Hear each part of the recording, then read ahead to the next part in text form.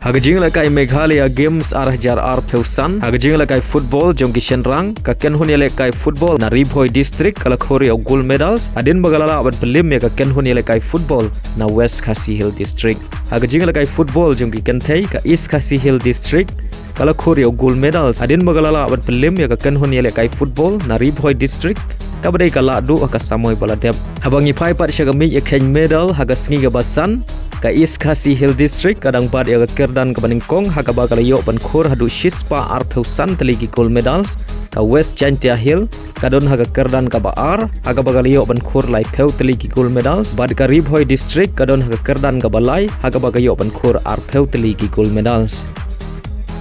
Haga jingle kai Australia Open men semi final hapreng ujanik sinar ubabad ya kerdan ka Baningkong Persia i Shelton ubabad ya kerdan ka ba Arpway haba phai shagne ka jingle kai semi final ujanik sinar ulakhori ka namjob adin baulala ban pelim yo Ben Shelton da nyaulan riu la ar ban riu la ar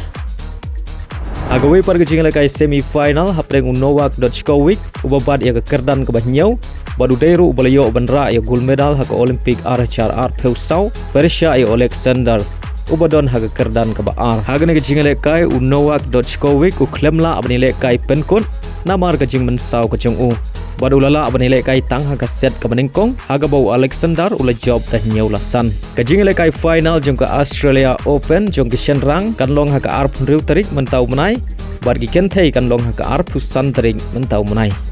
Hagajing lakai I League hapreng ka SC Bengaluru Persia ika Srini didikan hagan ke jing lakai ka SC Bengaluru kala khur ka nam job adin bagalala ban pelim ya ka Srini didikan da shigol lanot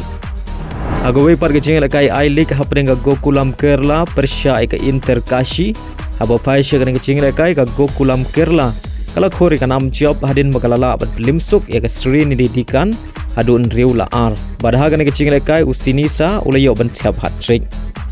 Hagajing lakai Indian Super League hapreng ka East Bengal Persia ka Kerala Blaster hagane ka jing lakai ka East Bengal kala khur ka nam job hadin bagalala ban pelim ka Kerala Blaster da ar la kawai